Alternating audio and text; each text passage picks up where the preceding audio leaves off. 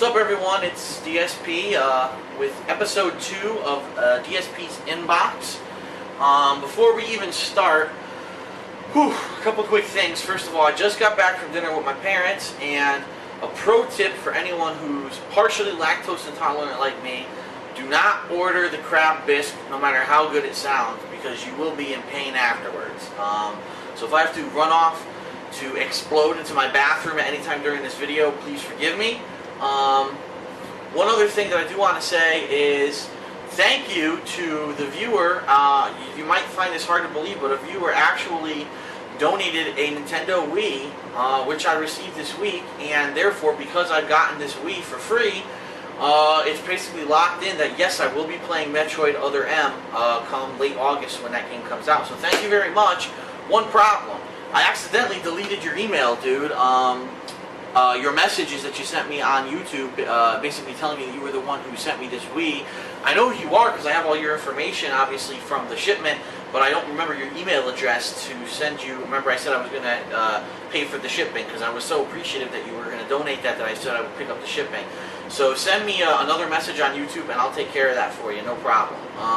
So anyway, without further ado, let's get into it. We got a lot of questions to cover. We got a lot of new questions in the past 2 weeks, especially with SPO qualifiers and things that went on, so let's get right to it. So the first question we have here, this one comes from Scott Henderson, and the question is, I'd like to ask you, how long will you keep posting video game walkthroughs, reviews, and video games in general? I guess what I'm trying to say is you can't keep playing and posting videos on YouTube on video games forever, okay? I mean, you can't be playing video games and posting video games every day on YouTube when you're 40 to 50 years old and maybe trying to start a family. Well, if I'm 40 to 50 years old and I'm just trying to start a family, I'm a little late. He goes on to say, and I know that that's still a long time from now. I'm sure you'll always continue with your love of video games and you'll keep posting videos on video games for many years to come. But when do you think that your life will become so busy that you'll be too bored, or you'll want to travel, get married, and you won't want to post videos? Well, first of all, just to let you know, Scott, it's not even a concern right now because I've only been doing videos on YouTube, if you can believe it, for less than 2 years. Anyone can check my video history and you'll see that my first real serious group of videos was in 2008, fall of 2008, when I started doing this more prolifically and more steadily. Before then, every once in a while I would do a video, but it wasn't anything, major. Right now, I'm enjoying what I'm doing on YouTube. I'm getting, lots of views, lots of positive feedback, popularity. I get donations, like I just mentioned, someone donated a Wii, and I actually make ad revenue off of my partner channel, TheKingOfHateHD. And to be completely honest, it's helping me out a lot. It's allowing me to do things like go on this trip to Tennessee and enter the SPO qualifiers and do other things that normally maybe I wouldn't have the money to do. So right now, it's pretty cool. It's actually kind of a supplemental income for me, but at the same time, I really enjoy what I'm doing.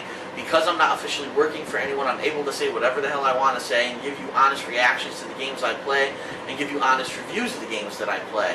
And, I'm probably one of the few people on the internet that's allowed to do that because I didn't actually sign up any contract, even though I've had a couple offers now to do it, to work for, these mainstream companies. I've turned them down because I'd rather be independent and be honest with you, the viewer.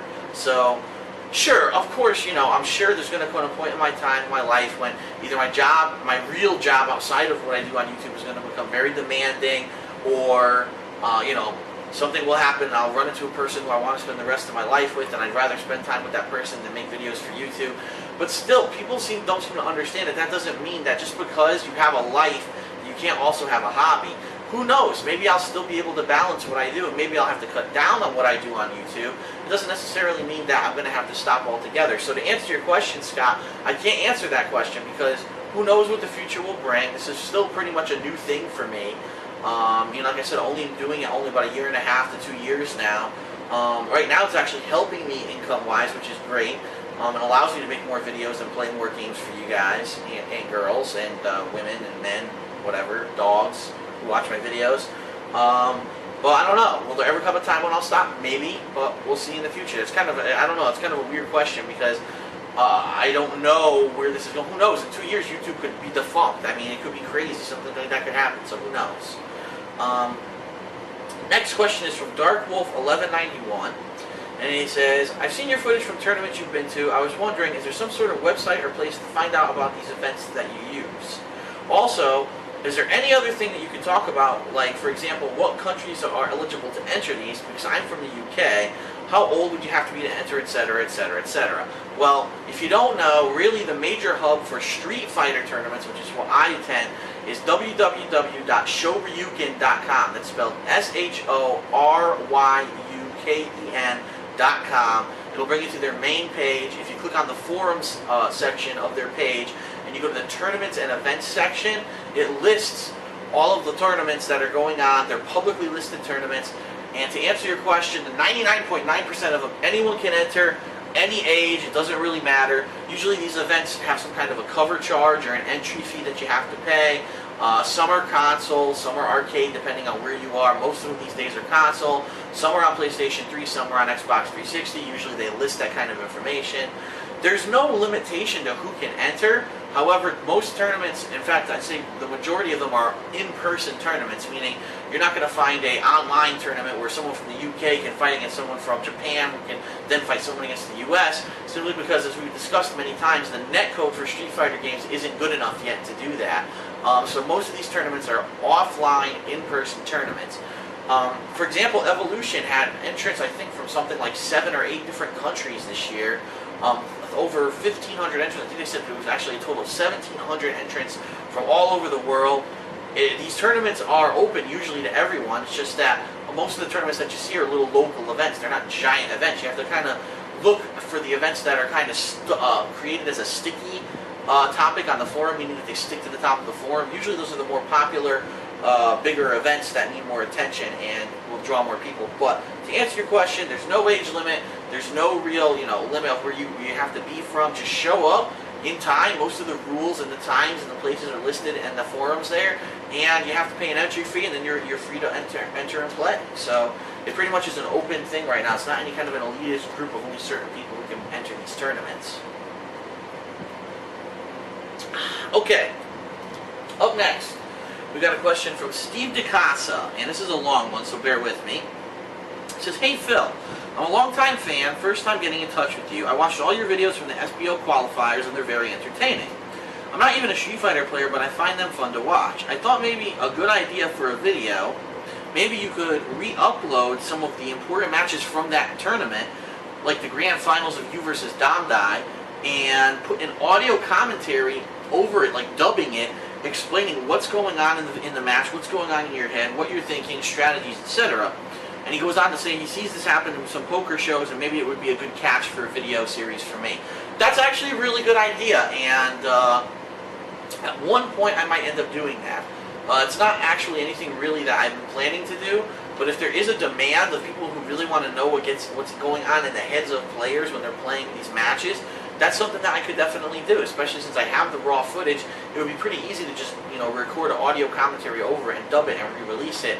But what I would want to do is see what the kind of demand is. I mean, the SBO qualifiers, there's been a lot of views on them, but I wouldn't want to put all that effort into it if only a couple thousand people were going to watch the videos, especially because it would be a lot more work to cut these audio commentaries and dub it over it. So I'd like some feedback, guys. Everyone watching, let me know if that's something that you're interested in. And it's not just SBO qualifiers, but maybe it's other tournaments too that I attend, like a Street Fighter 4 tournament or something like that. Maybe if I could dub my opinions of what's going on in the matches, or maybe I could even get some of the players who were in those matches to do commentary later on. If you'd be interested in that, let me know if that kind of thing would interest you. It might be a good idea for a future series. So, next question, let's see. How would you feel about auctioning off the games that you've played? With the fans you have, there would probably be a market for autographed copies of the games you play, and you'd probably get a better deal than if you traded your games in. You could even throw in some merch as promotional items if the auction went up to a certain point. And that question is from a mysterious person who didn't leave any contact info. So, mysterious person who didn't leave any contact info, it's a good idea, and you're not the first person to ask that question. In fact, a lot of my friends in real life basically say to me, why don't I do that? Because I think that maybe if I sold, for example, my copy of Fallout 3, or maybe a signed copy of the Fallout 3 strategy guide that I used when I was playing the game, or any of these games that I play, and usually, as you know, if you follow along my channels, I trade in my games to usually my local GameStop after I beat them, and I get credit so that I can purchase future games rather than just keeping them, because once you beat a game sufficiently, which is pretty much what I do when I beat a game, I go from start to finish and do most of the major things in the game. There's not a lot of replay value left. Those games I trade in to get more money rather than just have them sit on a shelf, because what else are you going to do with that game? And since I buy so many games, I definitely need to trade in the games to help money-wise, you know, to continue to buy the new games that come out. And especially, as you saw this year, I bought a gaming laptop. There's all kinds of other things I've been doing in order to bring more footage to you guys, so I need to cut corners and save money wherever I can. And yeah, the potential is there that if I did, say, put up eBay auctions for every game that I've played, maybe I'd make some money on them. The problem with that is, it's more fucking work. It's not easy to just constantly be putting up eBay auctions. Oh, keep track of this one, keep track of that one. When did this one end? When did that one end? Now I have to mail this today. Now I have to send this tomorrow. Yada, yada, yada. It's a pain in the ass. In fact, I used to have a lot of stuff that I would sell on eBay, and I had a friend of mine who would do all the footwork for me, and I would give him a cut of the money that I made. That was a long time ago, but it's a lot of work. It really is. So for me to continue to pump out the videos like I do, and to, you know, continue with my life as it is now, and to start selling stuff on eBay like that would be way too much work. It would be out of control. And obviously, if I had someone who was adept at doing it or something like that, I would consider it. But right now, there's really no one that I know that does it. And to be completely honest, it's not a big deal for me to just walk to the local GameStop and trade in the games. Oh no, you know, I made $30 out of $60 that I spent, instead of maybe selling it on eBay making 40 or 50 bucks because I signed it or whatever. Not a big deal. Now that's not to say that in the future that stuff might not go on sale. I've had some ideas of maybe, you know, hey, if I go to a tournament, a big tournament, like let's say I go to EVO next year and I wear a jersey or whatever, maybe you can buy the jersey online afterwards. I don't know. I've had ideas like that. Or maybe even giveaways, cool giveaways and things like that. Like someone said, have an auction for something, but if it goes above a certain amount, there's an extra prize or something. It's not something that I've ruled out. It's definitely something I've thought about, but like I said, it's so much extra work to do that rather than just to go to the store and just take the game and give me some credit that I haven't looked into it yet. But it's a possibility in the future. A couple more questions here. Again, bear with me. I'm dying right now from this crab bisque that I ate. So, next question is from Samantha Rodriguez, and she says, "What is the job that you've always wanted?" Well, Samantha, I'm glad that you asked me that question. I've always wanted to either be like a world dictator or maybe like a super villain, kind of like maybe an M. Bison, but maybe not. Maybe like the Joker, because a lot of people say I sound like the Joker. And I can really get into like some hysterical laughing moments where I, you know, blow someone's fucking head off, or get them with some laughing gas and their faces contorts to a smile and they die like that, and then I go, motherfucker, you're dead, motherfucker. But anyway, yeah, so I would say either, you know, like total, you know, unchallenged control of the entire planet, or maybe like a super villain. Those would be the things that I've always wanted to do. Couple more here. This one's from Guitar Shred UK, so someone else from the UK. And here's what he says, a long one again, so bear with me. Hi Phil, BioWare announced yesterday, Thursday, July 22nd, so this was from a week or two ago, that there's another DLC episode on the way for Mass Effect 2, which looks really exciting. This takes a lot from the storyline of Mass Effect Redemption, the series of comics which detail, he spells her name Lara, which isn't her name is Liara, her pursuit of Shepard's body and her attempts to get him back in the 2 years that he is considered to be dead at the start of the game. BioWare also confirmed that Liara, now he spells it right, Liara, will now be a playable character in Mass Effect 2 and yet another member of your team. I, for one, am really stoked for this, particularly to see Liara's interactions with current members of the team, especially Samara, as we could see an interesting meeting of two key Asari characters who have both had to take part in some serious family feuds. If you remember, Liara had to attack her mother Benezia in Mass Effect 1, and Samara had to kill her daughter Morinth in Mass Effect 2. So, given that the DLC may be some time away, what are your thoughts on this DLC and the potential for one big centerpiece DLC that will bridge the gap between Mass Effect 2 and the final installment of the trilogy? Wow, that's a mouthful. Well, Guitar Shred UK, here is my thoughts on the next DLC, which is going to have two Asari with, you know, basically coming into the picture and having Liara become back to a major part of the game.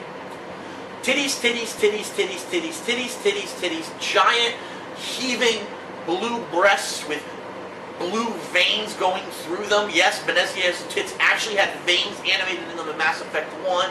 Giant bouncing fun bags and bosoms, and it's just been a long time, and I can't wait to see him come back. I can't wait for the Shadow Broker DLC.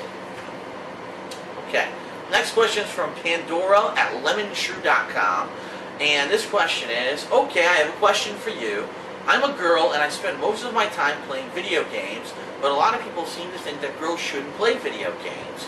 What are your thoughts on this? Well, Pandora, thank you for the question. I always enjoy receiving questions from females as well as males. As you know, females are a minority in the gaming world.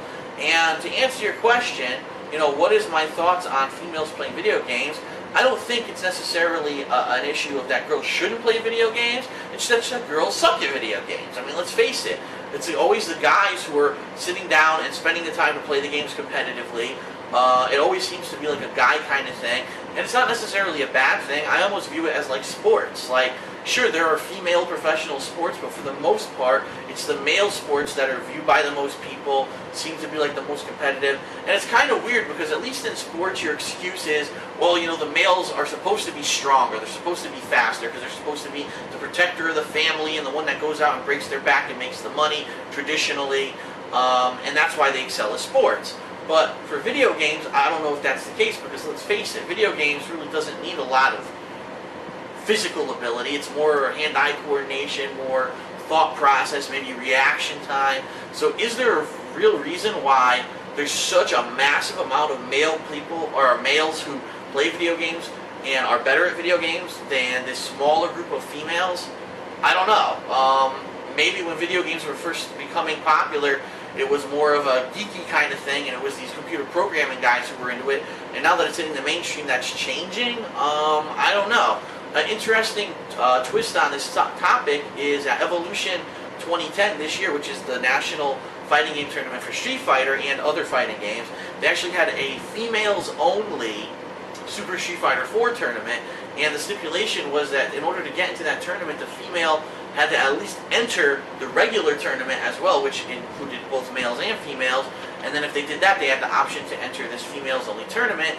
And actually, very few females even entered this tournament. A lot of them felt like self-conscious to do it, and it was kind of bullshit because a lot of people got a lot of, or I want to say, a lot of people gave the girls a lot of shit for no fucking reason. Actually, basically saying their gameplay was nowhere near as good as the males' gameplay. And to be completely honest, if you watch the footage, sure, they weren't as good as, the top professional males would enter the tournament. But I'm also sure these girls weren't sitting there for fucking, months on end since the game came out, like some of these guys who are treating it like a professional job. To get that in a second. And basically, treating it like it was some kind of a important thing. This was just something cool for them to do. Yes, maybe they enjoyed competitive games, but they weren't as hardcore into it as the guys. I, for one, don't necessarily believe there's any natural reason that a guy should be better at a video game than a girl. So I was actually happy to see this females-only event, and Jesus Christ, someone's farting into my answering machine. I was personally happy to see this females-only event happen. I wish that more guys would support getting women into video games rather than being very, defensive about it and saying, oh, they suck and why should they enter and stuff like that. I think that it's equal opportunity, and I would love to see more women participate, and I think it should be an equal playing field. I don't think that any woman should feel intimidated to jump into video games. And to your question, Pandora, you say, what are your thoughts? People think that girls shouldn't play video games. That's preposterous. Why? I mean, that's just a fucking sexist-ass attitude, and it needs to go away. It has no place in today's modern society. Two more things. The next one is actually from, you might have noticed, or you might recognize his name, John204. He's actually the guy who has taken those remixes of my voice from different game playthroughs that different people have made, like Ghost Drone 110 and other people, and he made them into ringtones. So he actually sent me a message. He said, hey, I want to say thanks, DSP, and especially to Ghost Drone 110, TK Blaze, and the Max Defect for allowing me to turn their songs into hit ringtones. I'd like to congratulate you, Phil, because your ringtone download count is now 49,345 total tones downloaded in only 4 months' time. That's over 10,000 ringtones downloaded a month. Holy shit. So that is fucking crazy, dude. So I guess the question now is, why the hell aren't more companies contacting me? Because obviously if I can sell 50,000 ringtones in 4 months, there's some potential there to make money, and why isn't my phone blowing up with these offers? That's crazy, and I'm just, thank you, John, for doing that. You didn't have to make ringtones out of that stuff. I know that was time out of your day to set that up, and I know that you gave them away for free, which is, I mean, amazing. So thanks a lot, and everyone, thank you for participating. That was great. I wish that, you know, my fans, you know, I love when these guys make these songs, these remixes. I think they're really original, and I hope that they make more in the future. I hope that you can take stuff from other video game playthroughs. I know that it could be hard, especially with games that have constant music or a lot of sound effects, to take those voice clips and isolate them and make them into a song, but so far it's been pretty cool. It's been pretty successful, so thanks a lot, and I hope to see that in the future. Alright, so I guess that's pretty much it, but I guess there's one other question. Shh, quiet. Everyone keeps asking me, what happened to Project 7? And it's not just a couple people, it's everyone. You know, my friends offline, you know, off of YouTube ask me, what's Project 7? When are you gonna start up? Shh. Keep it on the down low. Maybe. Just